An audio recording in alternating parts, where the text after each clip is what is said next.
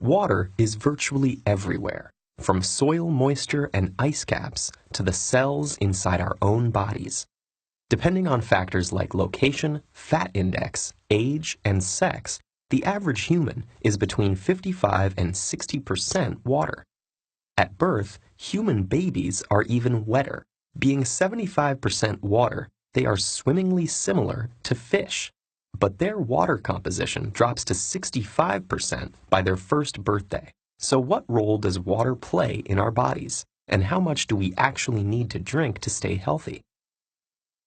The H2O in our bodies works to cushion and lubricate joints, regulate temperature, and to nourish the brain and spinal cord. Water isn't only in our blood. An adult's brain and heart are almost 3/4 water. That's roughly equivalent to the amount of moisture in a banana.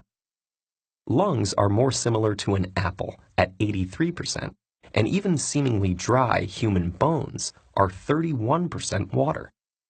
If we are essentially made of water and surrounded by water, why do we still need to drink so much? Well, each day we lose 2 to 3 liters through our sweat, urine, and bowel movements, and even just from breathing.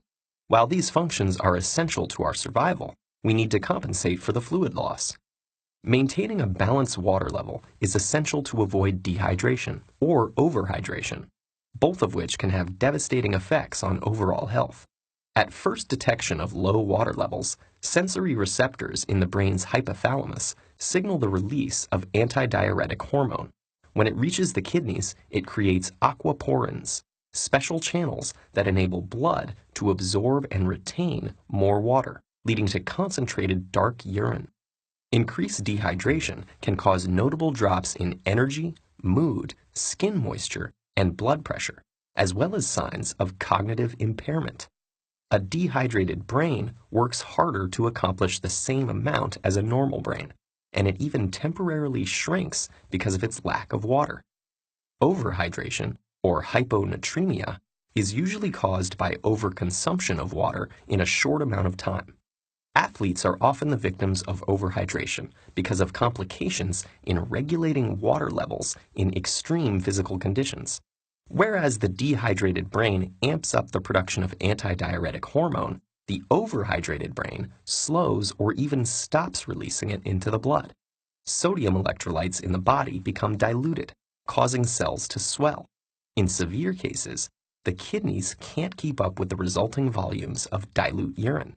Water intoxication then occurs, possibly causing headache, vomiting, and in rare instances, seizures or death.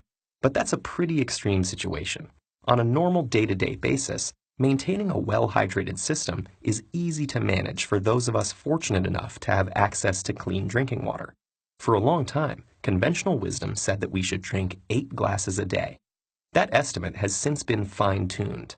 Now the consensus is that the amount of water we need to imbibe depends largely on our weight and environment.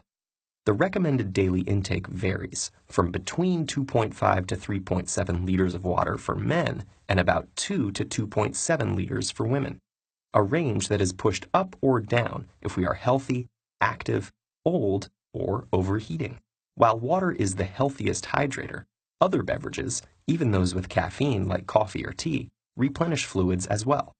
And water within food makes up about 1/5 of our daily H2O intake. Fruits and vegetables like strawberries, cucumbers, and even broccoli are over 90% water and can supplement liquid intake while providing valuable nutrients and fiber. Drinking well might also have various long-term benefits. Studies have shown that optimal hydration can lower the chance of stroke, help manage diabetes, and potentially reduce the risk of certain types of cancer.